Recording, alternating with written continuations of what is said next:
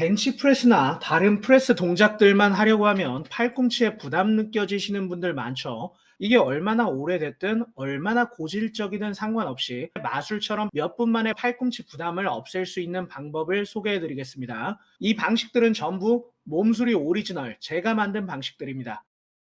벤치프레스 할 때 생기는 팔꿈치 통증의 원인은 자세 때문이 아닙니다. 팔꿈치에 부담이 있다고 팔꿈치를 몸통 쪽으로 붙여라 혹은 반대로 팔꿈치를 들어라 라고 하는데, 이렇게 해서 만약 통증이 사라진다고 하더라도 이건 통증을 숨기는 것에 불과할 뿐 통증을 없애는 게 절대 아닙니다. 벤치프레스 할 때 생기는 팔꿈치 통증의 근본적인 원인은 첫 번째, 삼두건의 뻣뻣함과 두 번째, 전완부의 잘못된 회전 때문입니다. 첫 번째 원인, 삼두건의 뻣뻣함. 삼두에 붙어있는 힘줄을 삼두건이라 하죠. 건의 속성에 대해 잠깐 설명드리겠습니다. 건은 근육이 모여서 뼈에 붙는 부분의 힘줄을 의미합니다. 근육에 비해 훨씬 질기죠. 그런데 이런 질긴 건이 뻣뻣해지게 되면 신장, 늘어남에 굉장히 취약해집니다. 뻣뻣해진 건이 반복적으로 신장되다 보면 건의 일부 섬유가 트어져 나가게 되면서 염증이 생기는 건염, 힘줄염으로 이어질 수 있습니다. 굳이 건염까지 가지 않더라도 뻣뻣해짐 자체만으로도 움직일 때 마찰과 통증을 일으킬 수 있기도 하죠. 이 건의 뻣뻣함은 대체 왜 생기는 걸까요? 건은 건 자체로 수축을 하는 게 아니라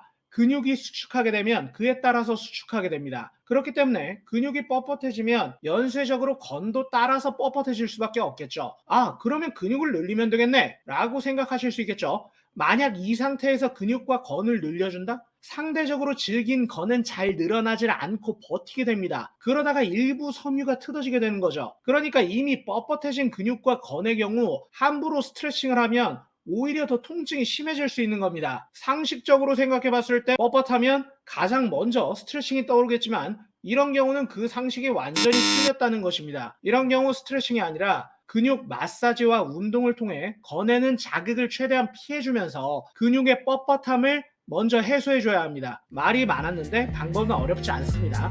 먼저 삼두 폼롤링, 건은 피해서 마사지해야 합니다. 팔꿈치 바로 위쪽을 손으로 잡았을 때 잡히는 부분을 제외하고 그 위쪽 부분만 롤링해줍니다. 바닥에서 하는 것보다 벤치를 활용해주면 편하게 롤링해줄 수 있습니다. 삼두를 폼롤러 위에 올려놓고 앞뒤로 롤링을 해주면서 팔의 방향을 천천히 안쪽 바깥쪽으로 돌려주면 됩니다. 내측두, 장두, 외측두 모두 다 풀어주기 위해서입니다.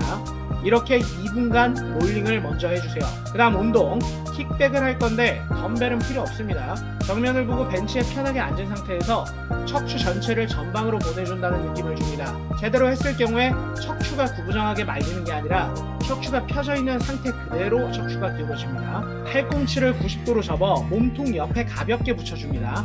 모으는 느낌이 아니라 그냥 가볍게 붙여놓는 겁니다. 이 상태에서 팔꿈치를 살짝 뒤쪽으로 보내는데 절대로 견갑골을 모으면 안 됩니다. 그냥 가볍게 어깨 힘을 푼 상태에서 팔꿈치만 천천히 뒤로 보내주고 그 상태에서 팔꿈치의 위치를 고정시킵니다. 천천히 팔꿈치를 펴주게 되면 삼두에 힘이 들어오는 게 느껴지실 겁니다. 억지로 끝까지 펴는 게 아니라 자연스럽게 펴지는 범위까지만 펴줍니다. 다시 팔꿈치를 20도 정도만 살짝 구부렸다가 다시 자연스러운 범위까지만 펴주는 걸 20회 반복해줍니다. 이걸 총 3세트 반복해주시면 됩니다. 두 번째 운동은 삼두의 신장성 긴장을 전달할 건데요. 아까 말씀드리길 뻣뻣해진 건은 늘어남에 취약하다고 했었죠.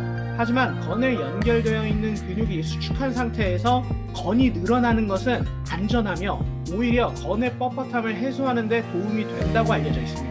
쉽게 말해 힘이 들어간 상태에서 근육이 늘어나는 것은 건의 뻣뻣함을 해소하는 데 도움이 된다는 것입니다. 밴드를 활용해서 신장성 수축 운동을 할 겁니다. 밴드를 높은 곳에 걸고 양손으로 밴드를 잡아 적당히 저항이 걸리게끔 걸어 나옵니다. 척추를 편하게 펴고 팔꿈치를 접어 머리 옆으로 들어줍니다. 팔꿈치를 억지로 모으지도 벌리지도 않은 그냥 자연스러운 상태에서 팔을 펴줍니다. 자연스럽게 펴지는 곳까지 펴주시고 다시 천천히 팔꿈치를 접어주되 팔꿈치 위치를 머리 뒤쪽으로 보내주면서 접어줍니다.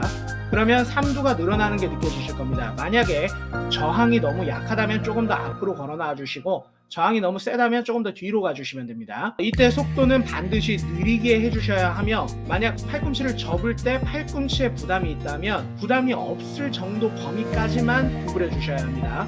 아주 천천히 10번 반복해서 5세트 진행해 주시면 됩니다. 3두 운동들이 다 끝났으면 다음 단계로 넘어갑니다.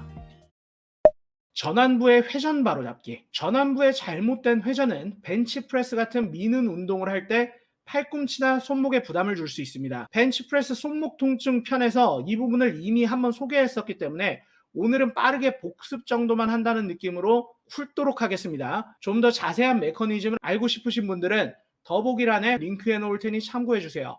시작하겠습니다.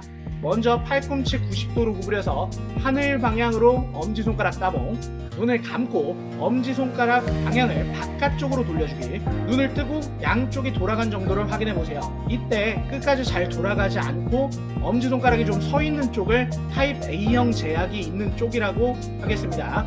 이번엔 엄지손가락 세운 상태에서 눈 감고 아까와 반대로 안쪽으로 엄지손가락을 돌려보세요. 엄지손가락이 끝까지 잘 돌아가질 않고 좀 더 서 있는 쪽을 이번엔 타입 B형 제약이라고 하겠습니다. 오른쪽과 왼쪽에 발생하는 제약이 타입 A인지 타입 B인지 양쪽을 각각 잘 기억해 놓으세요.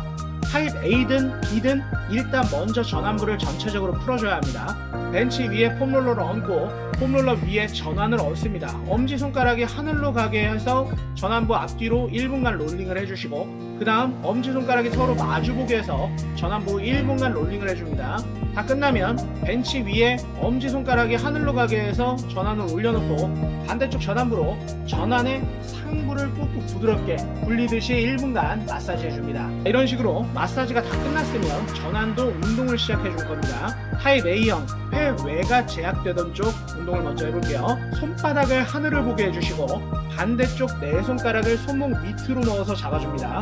엄지손가락은 펴서 손목을 받쳐줍니다. 잡고 있는 손으로 전완부를 5도 정도만 바깥쪽으로 돌아가게끔 만들어줍니다. 이때 팔꿈치가 안으로 들어오지 않게 주의합니다. 이 상태에서 잼잼이 50개씩 3세트 진행해 주시면 됩니다. 이번엔 타입 B형입니다. 회 4가 제약되던 쪽 팔이죠.